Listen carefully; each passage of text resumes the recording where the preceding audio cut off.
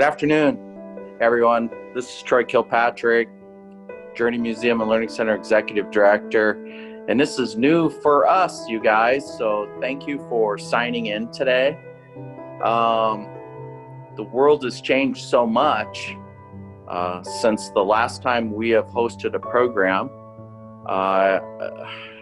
We've been temporarily closed since March 21st, which is today, 80 days ago that we closed. And for those of you who are joining us here online, live, you know what we do here is we do programs and we have learning experiences, and we are learning how to evolve. 30 days ago, the idea of doing the flood program, it might have been even less than 30 days ago, came about because we feel very committed that always on June 9th, we need to remember the lives lost of our community members and talk about the flood and talk about the changes, celebrate the victories, the recovery. And this year with COVID-19, we've completely shifted what we were originally brought to you guys on this date in 2020, and we felt it was important to be an optimist and talk about how our community got better after such a horrible event. And so my first shout out and kudos to Corey Christianson for being able to turn on a dime here. I think our program has been getting pieced together here in a remarkably quick time. And I think our message, I hope you guys will appreciate it today, is about the durability of Rapid City, our community, and how really amazingly quick we came together as a community. And yet at the same time, how these things don't happen overnight, and it takes months of activities and effort together to make things happen. And change is something that's really happening to all of us a lot right now. Again, I talked about 80 days ago. 80 days ago seems like a very long time ago to me. We were hosting turtle soups and learning forums, and that's what we were going to do. Is we were going to keep doing that, and we were going to keep bringing programs to all of you out there. And we needed to close for public safety reasons. We needed to close. We needed to close for staff safety, for everybody's safety. I believe we've done the right thing by managing all of those things. And since then, a little snippet of information here. We have kicked out a grand total of 36 little short education videos from our education team. We just sent out an e-blast here within the last hour. We've got some content again from our education team and from NASA, part of the South Dakota Space Consortium. We use NASA content. But 36 videos have been produced internally. And the number we produced before March 21st and put out for you guys was 0. So we've been doing this since we've been closed. We've also added 11 turtle stories online, and they're available to you guys to see for free. Some of them were best of turtle soups and learning forums. It's just our effort to make sure that, you know, no matter what happens over the course of 2020, the Journey Museum and Learning Center is committed to educational programming. And we appreciate your support. For those of you who've signed in today, share this. This program will be recorded today. And in the tradition of our learning forums and turtle soups, you guys will be able to ask Corey and or myself questions through the chat bar here.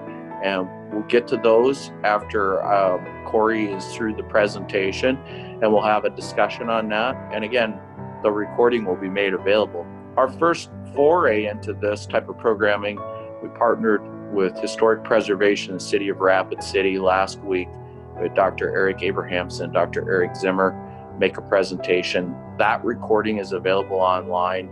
And what's incredible is that we were looking at some of the data this morning, and it looks like it's maybe reached 1,000 people already. Perhaps some of you were in attendance for that program last week and you signed in today. we thank you guys for signing in again and being a part of all of that. A little bit about what's upcoming. This Friday is going to be a really great turtle story. Thanks to a collaborative partnership with the Chamber Music Festival of the Black Hills. That's Michael Hill and Don Edwards. They're providing classic music. Corey drove our Uniview, which is our solar system program. Normally we host audiences in the museum and take people on a journey through space. We made recordings of all this. We paired the images of space with classical music. We'll release that turtle story this Friday. It'll be available for everyone. We want you to share it. There's nothing better. It's the greatest STEAM opportunity of all time. Science and art merging together in solar system. I just love those programs, and I think this one's going to kind of top it all off as far as what we've done for Turtle Stories. So I hope you're looking forward to that. And as we continue to change here, something I'm really proud of is coming on June 25th, Donovan Sprague.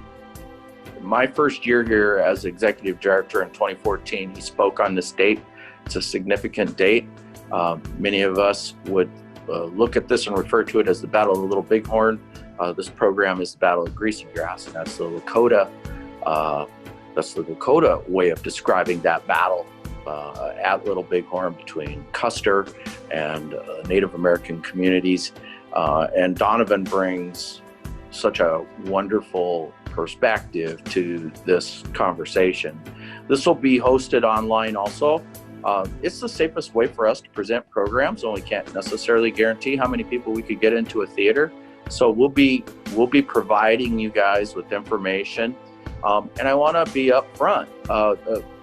We're selling tickets to this one online. It's through Eventbrite that we'll do this. Our programs help sustain the museum's mission. The turtle soups, the learning forums, all of this. And so this is our first attempt, but I think a very great program and very worthy of an admission rate. And we appreciate in advance your support of that. Donovan's been teaching at Sheridan Community College. He's been teaching online and with Zoom, and he's like a veteran with this stuff. Today, Corey and I, this is the first time we've ever done anything like this. So we hope that we pull off a flawless program, but if we don't today, we appreciate your patience with us as we're learning. But coming up later in the month, Donovan Sprague. I also just got word today we'll have another live chat with a NASA engineer on June 23rd.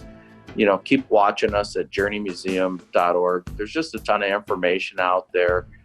We've been incredibly busy adding more content, virtual tours. There's all kinds of opportunities, curb appeal, volunteer opportunities, working outside. We appreciate all your consideration of support. Thank you for all of that. So let's talk about June 9th. I would be wrong not to mention the events that are occurring around the world today as people remember George Floyd. And I am really proud to say that here at the Journey Museum and Learning Center, we've known for a long time that all lives matter, and that embracing diversity and understanding culture and being able to create knowledge around these things is our vision. And I want you to know that we have been working hard all this time, even though our building is closed. We've been working for the past year to identify all of the lost community members here in Rapid City because of the events that transpired on June 9th, 1972, 48 years ago. There's a link on our invitation to today's program. You can go to the site where you can see everybody remembered, and it's been our goal to get a photo of every community member that's been lost, and Corey will set me straight later. Casey Sullivan, working with us as an intern and then later as a member of our team. I think he recovered close to 60 missing photos. We still have work to do in this area, and so maybe you can check that out. If you know someone, it's the right thing to do is to make sure that we commemorate and we remember everyone and Corey's continuing to do research in this fashion today. 48 years ago, the flood in Rapid City didn't discriminate. It didn't care what color you were or what religion you had or how old you were. It just took people's lives. And so I think, you know, again, I'm proud to be at a place where we understand all of those things. And today, the program that Corey is about to bring to you guys is, we're always going to remember the lives lost, okay, everybody? That's really, really important. It's really important to us to continue that. But we want to talk about recovery. We want to talk about how resilient we are and how wonderfully lucky we are to be where we are. And again, it's June 9th. People are looking at what happened with George Floyd. Let's think about reconciliation, what we can continue to do here, how we can continue to grow in our appreciation of diversity and understanding other cultures and other peoples. And I think the world will be a better place. So the Journey Museum and Learning Center, we're all about all of this stuff. We're not going away. We're committed to being here. We're going to be here. We'll eventually be open to you guys. But in the meantime, we're going to bring great content to you online. We're going to continue to do our hard work of being a place that can create knowledge in our community. So I'm going to briefly introduce Corey. Corey, I over-talked to my 10 minutes. I apologize already. Corey Christianson, for you guys, Corey came to us a few years ago, and she was this enthusiastic, energetic, recent college grad with a huge museum background and a lot of really great ideals. And guess what? She still is all of that. And I am blessed and lucky to have her working on our team. I'll let her fill in a little bit more about herself and about all the efforts at the Journey as far as us working on the Black Hills flood of 1972. And what's important to us is getting to 2022 and marking 50 years, commemorating that and doing it to the best of our ability. So Corey, please take over, and thanks to everyone who's watching this today. And this recording, feel free to share it. It'll be available to all of you. Thank you again. All right, now as I move my screen around here, thanks everybody for joining in. This is very kind of strange, not seeing everybody's faces, but we will do the best we can with what we've got. As Troy said, my name's Corey Christianson. What he didn't tell you was that I essentially elbowed my way into getting employed with the Journey Museum and Learning Center, and it has worked out extremely well. You know, beyond what's going on in the world right now, things have been happening at the Journey Museum anyways, which has, and in my life, and I am actually now situated in Pierre, South Dakota. I have been lucky enough to be able to continue working for the Journey Museum in different aspects, including research of the 1972 Black Hills flood. And that's where this is coming from today. What we're going to be talking about today, I'm just going to get right into it, is the 1972 flood. Let's see if I can. All right, there we go. Ooh. Okay, so the 1972 Black Hills flood. I shouldn't be smiling. I'm just laughing at my ineptitude with my computer for a second there. The 1972 Black Hills flood was a horrific event that happened on June 9th, 1972 into the very early morning of June 10th. What essentially happened was a storm stalled over the Black Hills and dropped an immense amount of rain. Now, there are conversations about cloud seeding. It has been proven that cloud seeding did not cause the flood. I just need to throw that out there. Mike Modrick did a presentation on that, and well, he talked about it maybe last year. But cloud seeding was not the root cause of the flood. But this storm dropped enough water that the creek around Rapid City, Rapid Creek, actually rose to a height of 15 feet 9 inches. And because of that, it took over 200 lives, the flooding did. This flood also caused what today would be close to $1 billion in damage. And so we are talking about immediate devastation of areas all over the Black Hills, not only Rapid City, Keystone, Sturgis, Nemo, and other towns were all hit extremely hard. And we'll show pictures of some of the devastation that occurred. Response was immediate for the 72 flood. We were lucky enough at the time to have the National Guard doing their, it wasn't called Golden Coyote training, but they were doing essentially what became their Golden Coyote training at the time of the flood, as well as Ellsworth Air Force Base. The police department and the fire department and all these local entities responded and saved thousands of lives and allowed for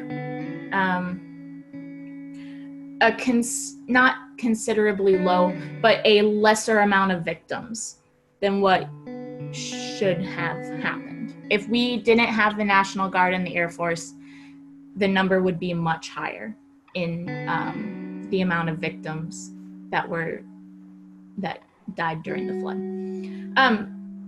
It was a huge cooperation of multiple agencies. The city of Rapid City responded immensely quickly. I don't think anyone would argue with me when I say that Don Barnett, who was the mayor at the time, went above and beyond the call of duty multiple times during the night and into the next morning and the weeks that followed. This photo is an aerial view of some of the flood damage that happened in Rapid City. Those are trailer homes in the photo. So Rapid City, by all accounts, recovered extremely quickly from the flood.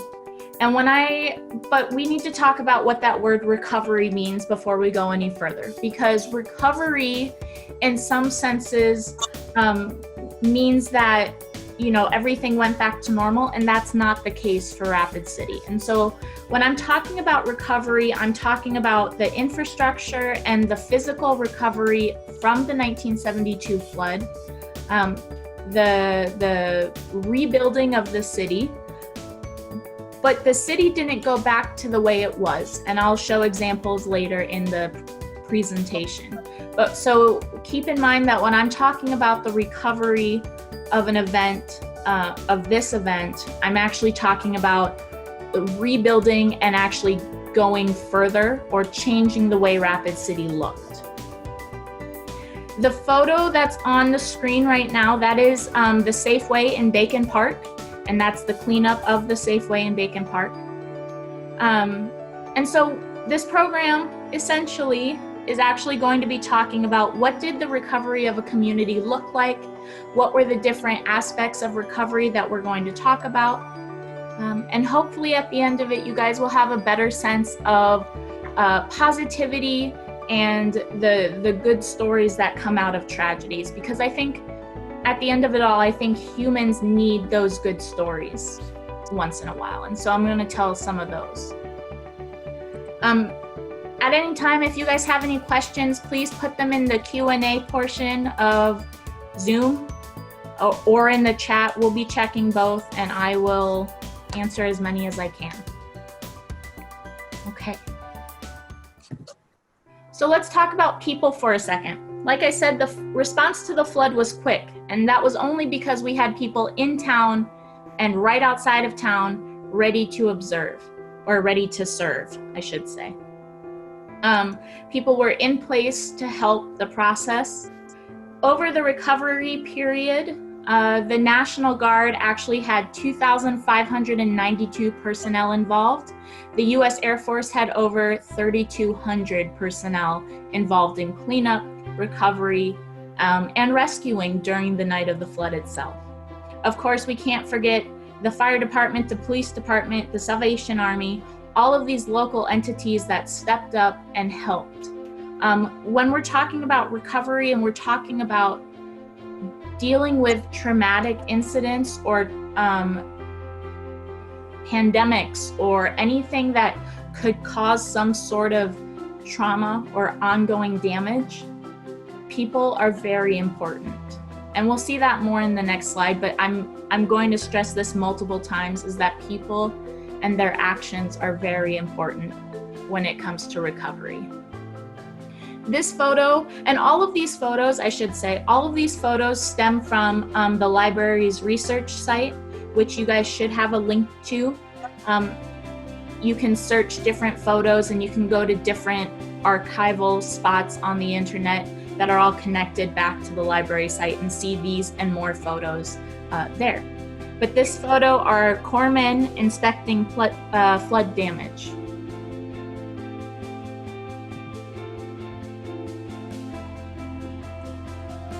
Volunteerism is huge. And especially, and I said this to Troy a couple of days ago, but I'm going to say it again. I think that volunteerism really shaped how quickly the recovery of Rapid City and the surrounding Black Hills area occurred. And I'm going to say that because there are so many examples of volunteerism that nobody really knows about. And so we all know that the Salvation Army was active even after Major Medley died. His wife took over immediately and continued to work the Salvation Army through the recovery process. Red Cross came and helped the recovery process, and those are really big name volunteer organizations and groups of people. But there are so many examples of minor little actions that we're going to talk about here. Chuck Childs, who was a probation officer with the sheriff's office at the time. He was also a World War II veteran, an all-around phenomenal man. I never got to meet the man, but I've heard phenomenal stories about him. He was actually put in charge of the missing list right after the flood. And at the time that they were gathering information about the missing people, it numbered over 4,000. So in order to get that list down, Chuck Childs and his whole family worked day and night, as well as some other young women coming in to help. But his children, his daughters, his wife, all answered phones and sent messages. And at the end of it all, they got that number from over 4,000 to under 100 by the end of 1972. And actually, it could be said it's under 50. So it's a phenomenal change of number in those short months.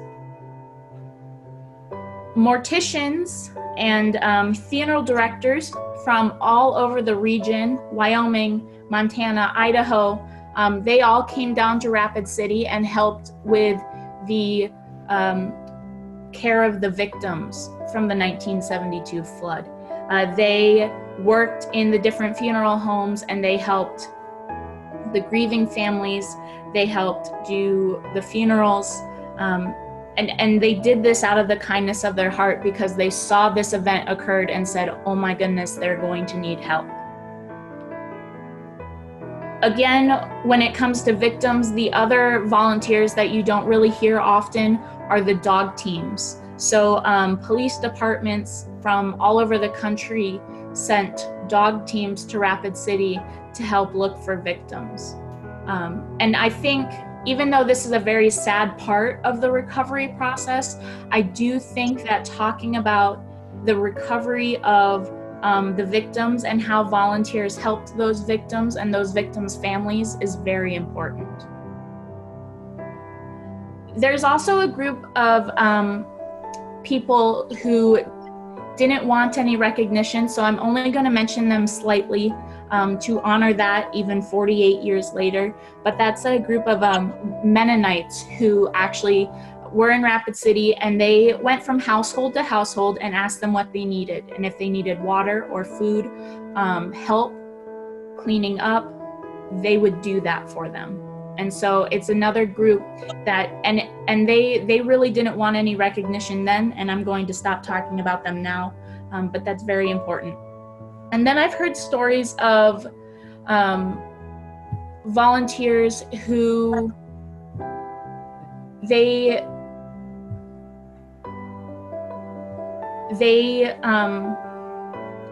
were teenagers. They had just graduated from high school, and they were out cleaning up and recovering bodies, even if accidentally that wasn't their goal, but they did. These volunteers, these actual people, would bring water in because the water itself in Rapid City was undrinkable. And it's a phenomenal action, the kindness of humans in a tragedy like this, that allowed the recovery of Rapid City. But volunteerism didn't stop there. Volunteerism, I think, could include just the donation of food, water, clothing, and shelter. And so that kindness and those actions allowed for a major push of recovery that I think would have been a lot slower had they not occurred. This photo is actually cleaning up in Keystone after the 1972 flood.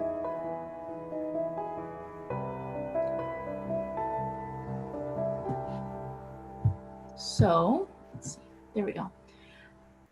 When I'm talking about essential needs, I sit here and I think about what would be essential to me. And for me, it would be food, water, shelter, and maybe a way to get clean. And so we were very lucky in the sense, or Rapid City was very lucky in the sense that both military installations nearby opened up their gates and allowed people onto the installation. They were offered shelter, food, and water both at Camp Rapid and at Ellsworth Air Force Base. They also were able to do laundry and sleep. And it's something so minor, but it is something that is incredibly important to those who just might have lost everything. And it's uplifting in a sense that, well, there is a place where I can go and get food or clean. The other interesting part of the essential needs, I think, is the medical aspect of the essential needs. Camp Rapid did have a hospital in place. They were taking care of people with scrapes and bruises during the night of the flood. And then actually the Air Force, the United States Air Force handed out over 4,600 inoculations. And that's malaria, tetanus, typhoid, those sorts of things. Protection against what could have possibly been gotten from the floodwaters.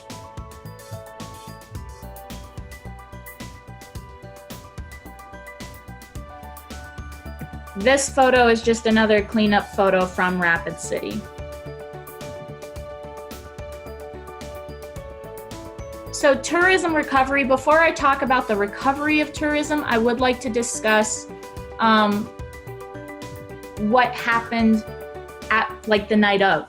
And so Mount Rushmore was actually opened up and used as a shelter during the 1972 flood. People were taken to Mount Rushmore and then actually kept there until it was deemed safe enough to go back to wherever they were, the cabins, Keystone, wherever they were. And actually the Highway Patrol, South Dakota Highway Patrol, was in charge of keeping people at Mount Rushmore and keeping them safe at the time. So right after the flood, essentially right after the flood, tourism to the Black Hills was touted, both by Governor Knipe and local community leaders. They really kind of went, the Black Hills are still open, you can still see Mount Rushmore. The only thing that's changed is you can't take this specific road. because the road had washed out or for whatever reason. Now, due to the flood, and this is according to my handy dandy blue book, which I will show you right now. See, blue book. Due to the flood, the loss of income in 1972 in regards to tourism was $30 million. 1973, and this information also comes from the library website, so you can see it for yourself. 1973 was better for tourism, but still low, but that was more because of gasoline shortages. After 1973, though, it was predicted that tourism levels would rise by 4% annually. And even though with that $30 million loss, tourism was better than what was predicted right after the flood, and that is potentially because, and I don't know if there's going to be any proof of this, but thanks to the Urban Renewal Project final environmental impact statement, it was predicted to happen that the curiosity of people actually brought them into the Black Hills. And so, you know, when you see those looky-loos who are driving by car crashes or fires and that sort of thing, kind of the same thing, but that did up tourism a little bit in 1972. This image right here on the screen, that is the 1880 train railroad, and so that is damage done by the flood as well.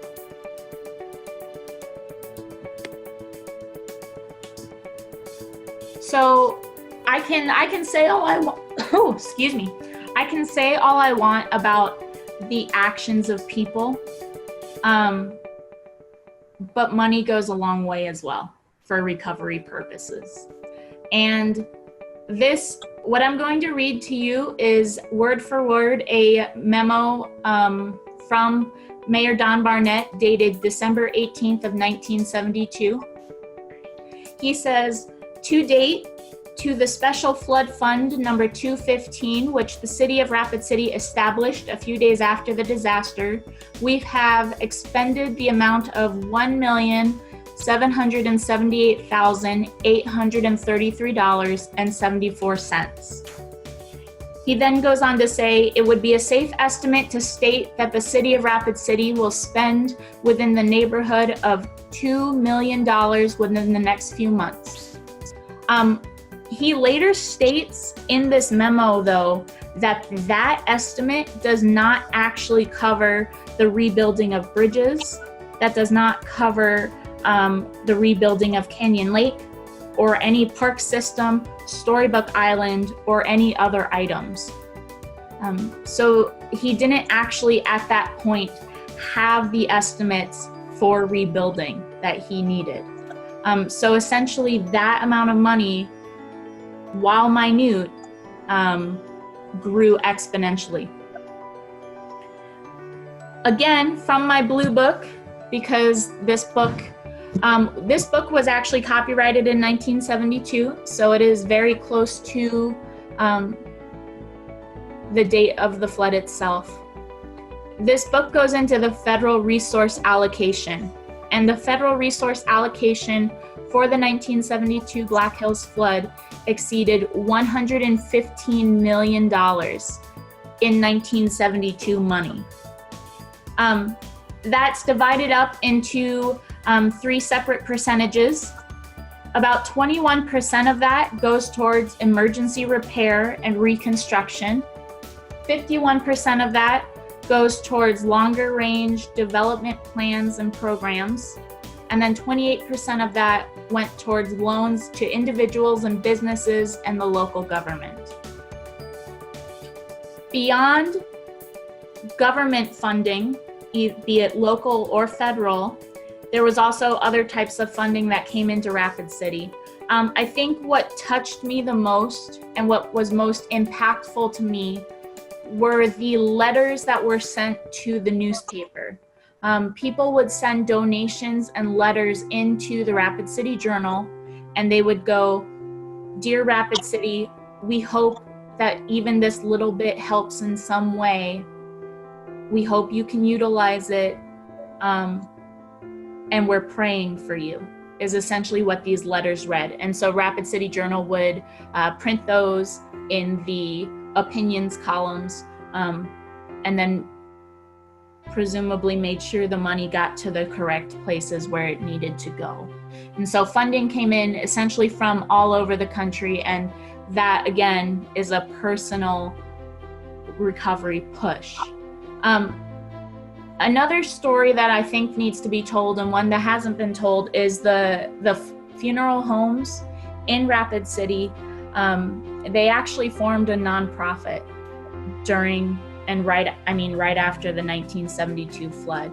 The funeral home directors got together and created a nonprofit in order to get a loan to buy coffins and the needed equipment to take care of the victims. And so while not directly funding recovery efforts, it is again a recovery effort in the way that they are caring for the victims of the 1972 flood and the victims' families. This photo is again more flood aftermath.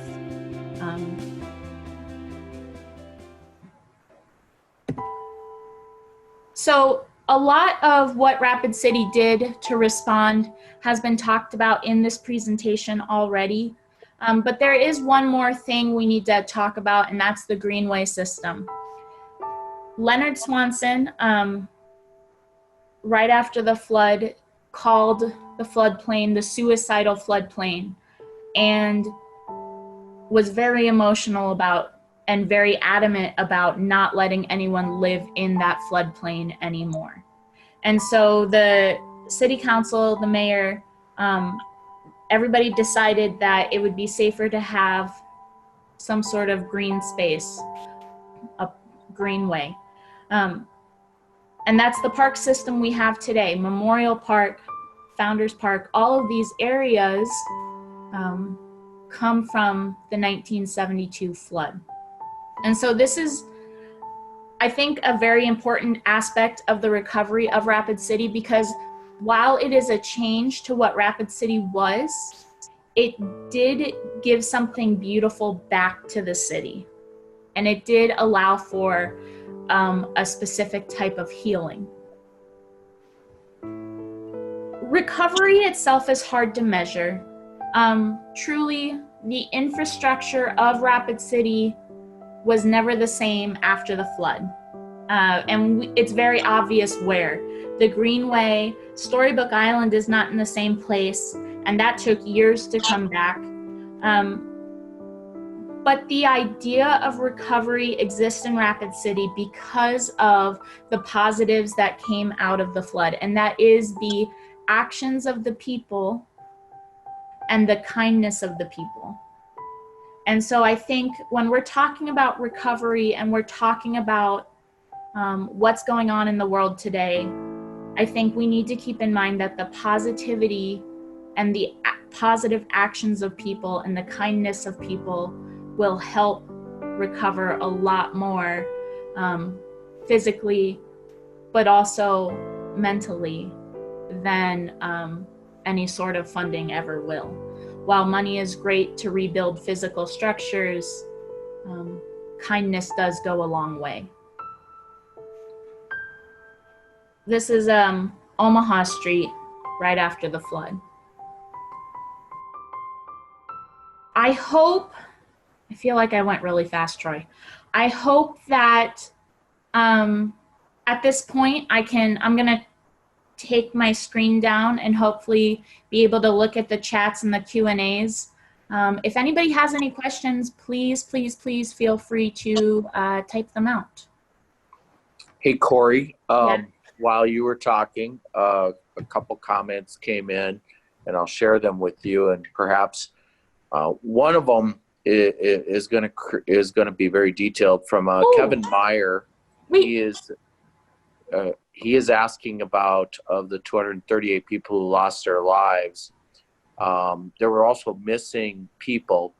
Were all missing victims located and found? And I mean, and as you know well, that gives you a real opportunity to talk about some of the research that Casey's done and some of the research that you're doing. So, Kevin, great question. This will be a long answer.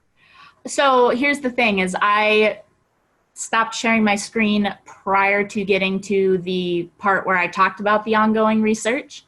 So I'm going to pull it back up and we can talk about that, and I'll talk about the other research we're doing. Okay. There we go. Sorry, it's live, everybody. It's live. And if you've got other questions and stuff, send them in to us. So yes. So let's talk about the ongoing research that the Journey Museum is doing right now. And we'll start at my other research avenues. And it is a great question. So that number 238, that does include the 5 missing victims who were never recovered. And that number, we're still working. What? We're still working on the verification of everything. We are verifying victims. But what I can tell you is that those victims who were never recovered, the missing victims, they are still missing. I believe 4 of the 5 of them do have headstones.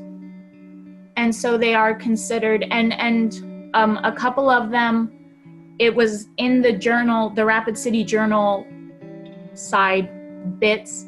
I have read through a lot of Rapid City Journal newspapers, but some of them do have certified death certificates from judges. So they are, for all intents and purposes, considered victims of the flood. Their bodies have not been physically found, and it's unknown whether they ever will be. Other research avenues we are pursuing, we are verifying victims. We are making sure we know who those victims are. This is where Casey Sullivan came in very handy, and I think he's actually watching right now. So Casey, shout out to you. Casey did find, Casey.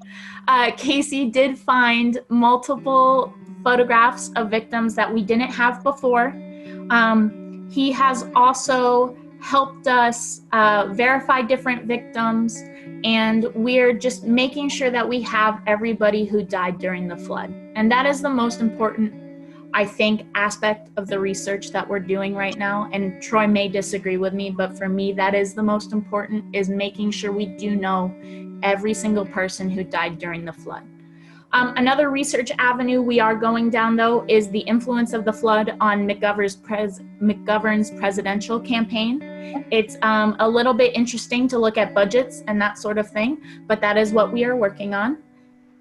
And then we do have a new intern this summer. Her name's Katie Zimmer, and Katie is working on the comparison of the flood versus ongoing COVID-19 aspects. And specifically within that, she's looking at these 5 things. That's government leadership during and after the flood and COVID. And so I'm going to say this right now, some of this stuff is not going to be completed by the time summer's over.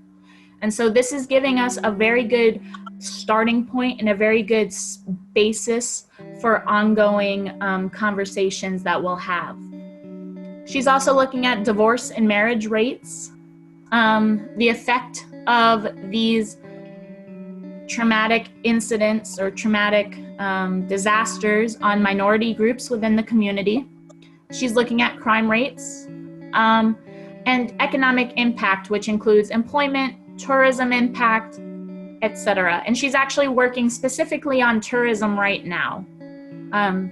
She is doing a phenomenal job, and we are very lucky to have her. Okay, now I'm going to pull up comments and stuff. You're getting some questions, Corey. Okay, so one of the things I wanted to do is just give a shout out to all of our collaborators that we're working with when it comes to the verification process and recognizing all the victims. And And Corey, just so you know, I agree with you that number one is making sure that we recognize all the lives that are lost. And this is an extraordinarily huge project. Probably too optimistically, we announced that we were going to get a photo of everybody who was lost during the flood. Again, there was a significant number of people who have not been identified on the website, and we thank the public library for working with us on this, and Casey again put a whole summer, literally hundreds of hours of research into getting us to where we're at, working with Pennington County Sheriff's Department, Rapid City Police Department, Rapid City Fire, emergency management. And so I'd like to assure everybody who's sitting in on this program today, and those who may watch it later, that we're going through all of the appropriate protocols. And as you might all well imagine, things again, just 80 days ago, the world got kind of flipped upside down. And even those conversations, Corey and I have been doing some Zoom calls with all of those teams. They're in the front line of a very significant challenge right now too. And so it slowed us down temporarily, but I think it also gave us a moment to have this conversation today about how we recovered. File there, or go ahead, Corey. So the multiplier, thank you, Curtis Price, who said that 115 million in 1972 equals 705 million in 2020, and that multiplier is a little over 500%, and he also included the calculator, which is very helpful. Tom Durkin, hi Tom. How different is Storybook Island from its original location? It's not too far different. It is moved a little bit further away from the creek, but it is a little bit different. It's not major, but it does shift a little bit. And then there's a question, Donna Fisher. Hi, Donna. What institutions or helping Donna. agencies grew out of the flood recovery? Church Response is a major one. She mentioned that on here. And Troy, maybe you're better because my mind is just like gone. But the Catholic Church Response grew out of the flood. Well, Father William O'Connell was very instrumental in several organizations, not only the Catholic Church Response, but also worldwide policy when it comes to floods. But I mean, a shout out to Donna. She's absolutely right. Food pantries, church response, really, again, another beautiful part of the community coming together was all of the pastors and all of the churches uniting and creating unified fronts. And Corey talked about it too, but it was just like the morticians, which maybe that's a little bit morbid. Whatever their walk of life, there was communities created of support for Rapid City and the surrounding areas for the devastation. Church response was huge, food pantries and all of that. There's several questions in the queue, Corey. They're all great. Thank you, guys. We apologize. We're kind of falling behind you a little bit. This question, do we know the exact point where the buildup of debris in the canyon dislodged, creating the wall of water? I don't. I don't know that. Well, can I jump in there, Corey? Yes. That was more up towards in the northern hills, up in the Nemo area. There was a dam failure there, which contributed to the additional amounts of volumes of water coming towards Rapid City. So it really moved from the northern part of the Black Hills down towards Rapid City and kind of built momentum that way. The other question, and so there's two questions here. Has anyone made a map of where the deaths occurred, and where have the bodies gone that weren't found? And so both are very good questions, and I hope I can answer both of them well. The map of where the deaths occurred, it's not actually where the deaths occurred, but rather where bodies were recovered. And those bodies were pushed and pulled by the water, and so they were recovered in kind of what could be considered groups, but they were also spread quite a stretch along Rapid Creek. There was actually at one point people down in Wasta watching the river down there to look for debris as well as bodies floating down there. And that's very morbid of me to say, but it does lend to this question. The bodies that weren't found, what could have happened to them? Again, water is so unpredictable, and especially when it is moving at such a high rate as this has been. The water, they could be buried, and most likely are buried along the creek under dirt that was just placed there.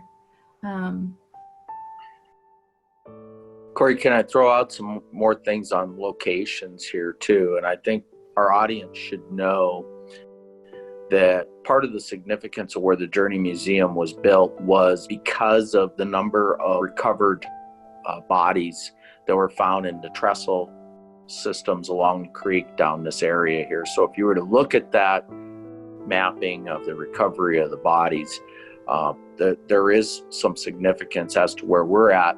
And some of you may know, or you might not know, but the Journey Museum sign has a high water marker at 6'2". It's a steel ball on top of the Journey Museum sign. That is the depth of the water at the stop sign there. And as you guys can imagine, with all that water coming through there and with the bridges, those became catches for trees, cars, and unfortunately people who were lost. And so through the central area here, there's a similar question in the queue as far as where most of them came from. And I know that's, again, part of our research is what we're working on. Right. When we're verifying victims, we are trying to document exactly where they lived. Luckily, 1972 newspapers really had no qualms about announcing where people lived, including specific addresses, which is helpful. But for the most part, the people who died during the 1972 flood, they were located along the creek. There is a large group of people who lived in what was called the Brayburn Addition. There is also a group of people who were driving or trying to get away. So they may not have lived next to the creek, but they had been put into the position of being near enough to the creek where they were caught. But all the victims were at some point near Rapid City Creek. And so that's where most of the victims either lived or were located before they died.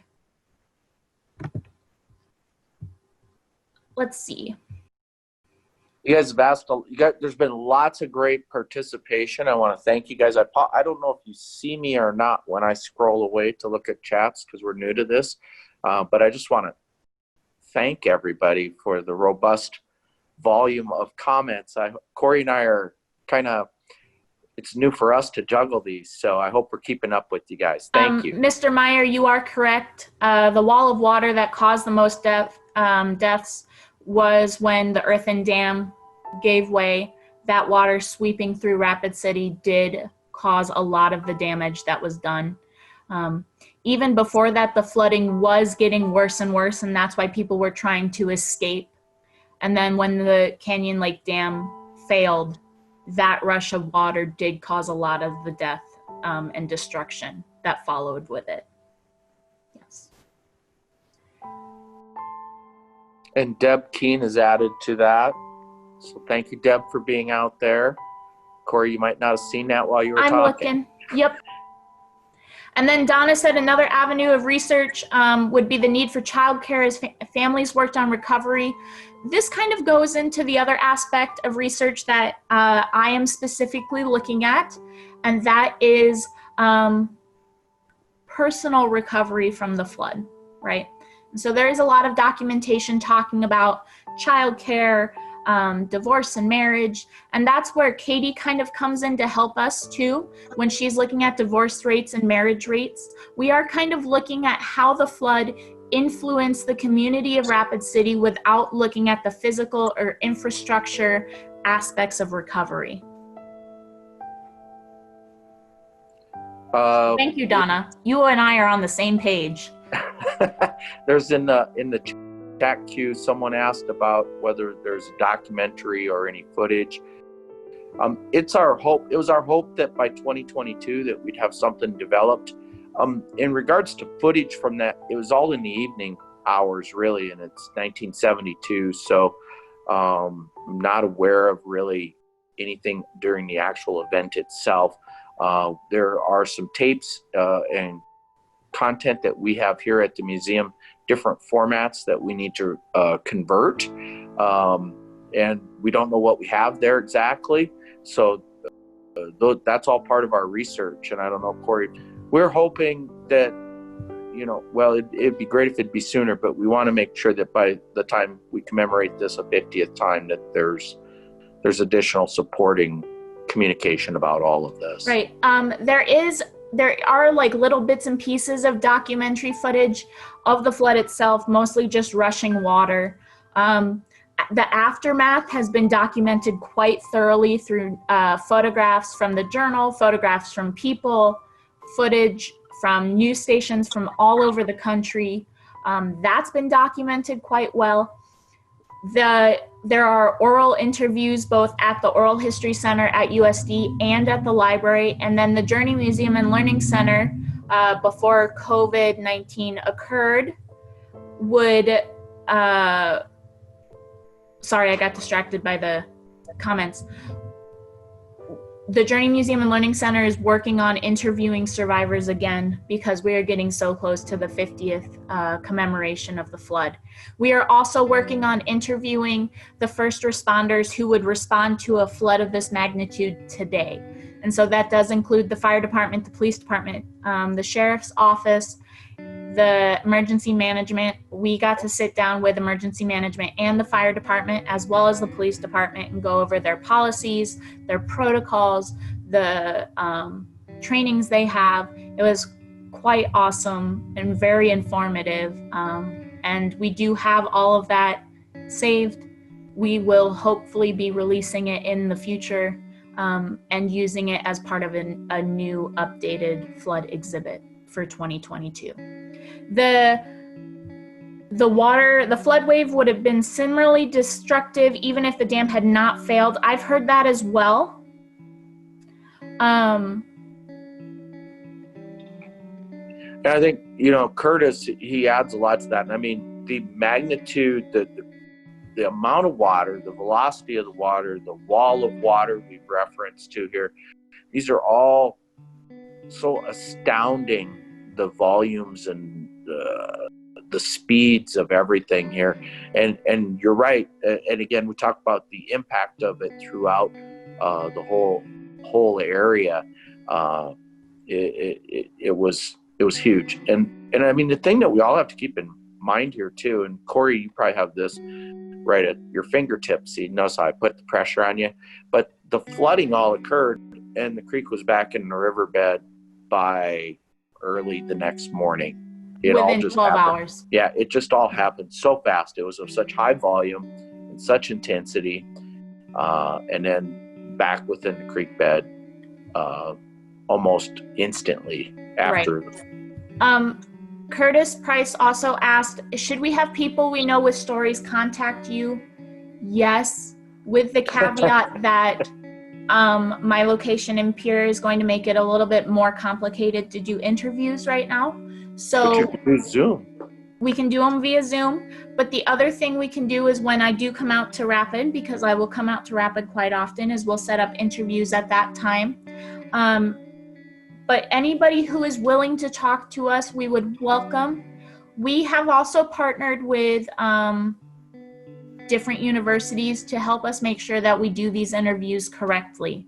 And so it's very important that people understand that we are going about this in the right fashion. But yes, I would love to get information from anybody who is willing to speak to us. There's a couple of questions that are popping up on the question and answers. I'm just going to go down the line. There was a pictorial memoir published late in the summer of 1972 by the Rapid City Journal's publishers. Does the museum have that document available? It is very possible we do. In fact, I almost am 100% sure we do. We are still working on. Yeah, what, I know we have that. I was going Okay. to type yes to that question, but yes. So yes, we do have that. Is there a map or graphic of where the flood hit? Like how many miles wide was the area that was actually covered in water? This is going to come as a shock, but it's about 500 yards. Am I right, Troy? That's about the width of the flood. Rough. I don't know why I would think that. In certain areas, I think Curtis just hit it on the head. It varies dramatically. It does vary dramatically, and there are different maps that show that. In fact, we do have one within the museum. Yeah, we markered out. We measured from our marker in front of the museum over to Hubbard Milling, where there's a marker over there, and did an estimate. For some reason, number 578 sticks in my head. I don't know why I would recall that, other than we did something like along that effect. And so I think varying dramatically is a great way to respond to that.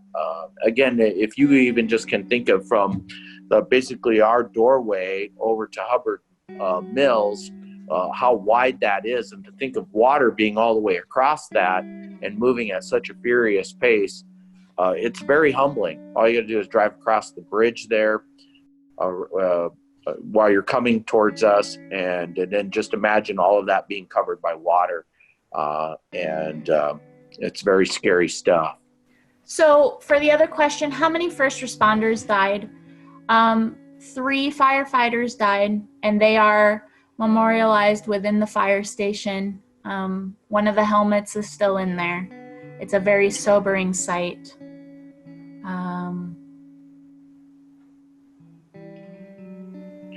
And one of the things that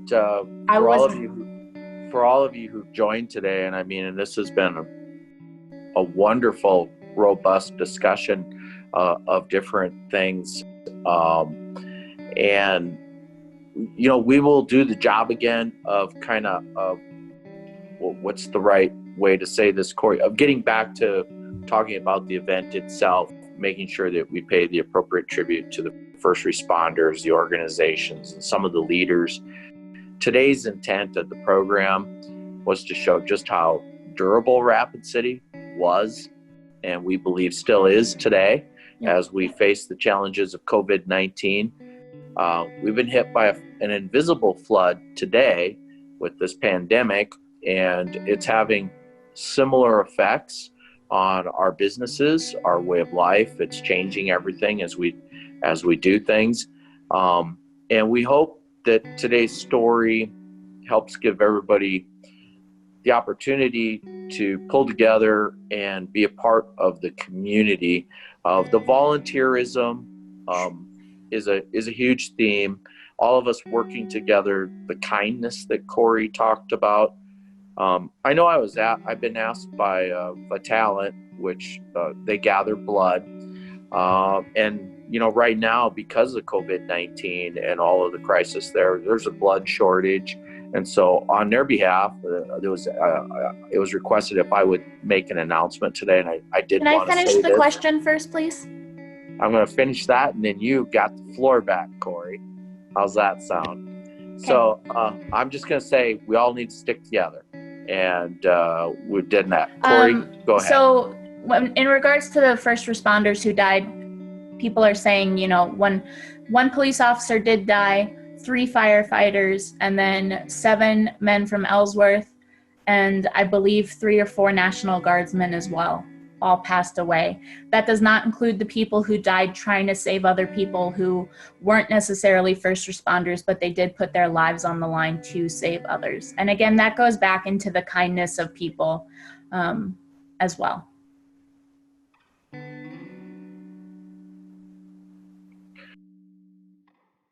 And everybody's questions are important. And again, can't thank you guys enough being here and being so engaged today.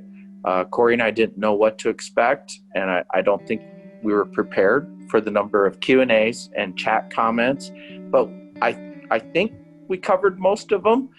Corey, is there anything else that you see in any of those cues there? We're getting a couple thank yous. Thank you guys. We appreciate you all being out there. Eileen Fleischacker, hi Eileen. She asked, have we worked with the hospital? Right before COVID-19 hit Rapid City, we had gone to the hospital and talked to them about getting records, and then COVID-19 hit. And so understandably, our research has not been as important, but we will, once this whole pandemic is lessened, we will reopen that relationship with the hospital. We do have very good ties there.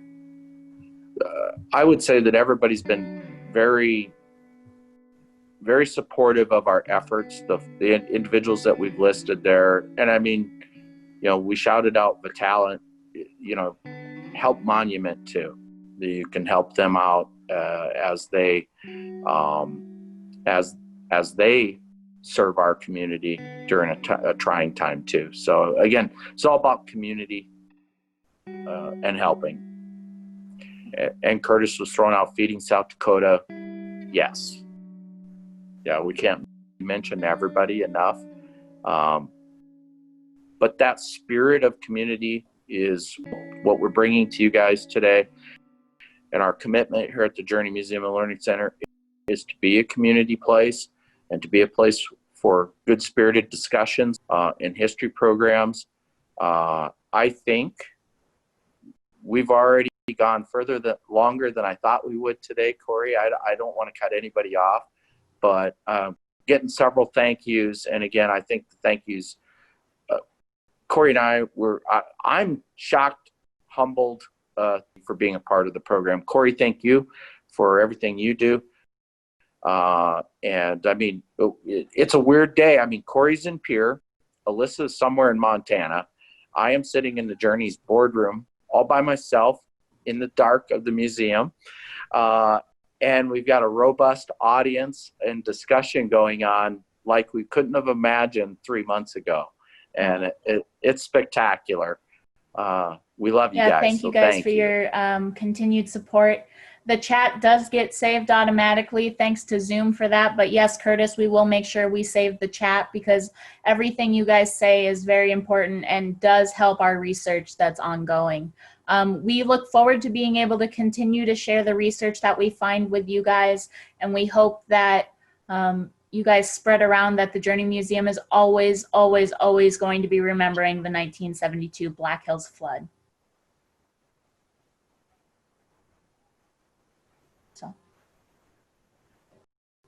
And just as a note, not only will we save it, this will be recorded and it'll be available online. So if you want to share it or if you want to watch it again, we thank you for your tolerance of us and us learning a new technology and bringing some new content. I assure you that we're committed to making sure that the Black Hills flood is always remembered online. There'll be more and more pieces of this put together as we go forward. It's part of our research. We have pending grant with the National Endowment of Humanities. We have great internship partnerships with the University of South Dakota. Just because we're closed to the general public right now doesn't mean we've stopped. We're going to continue somehow, some way. The journey will continue. Corey, I think that's the sign off right there. You guys, thank you for coming, and we hope that you learned a little bit and enjoyed the program. The program will be posted probably on Facebook, probably on our website, which is www.journeymuseum.org. Thank you, everyone. Thank you.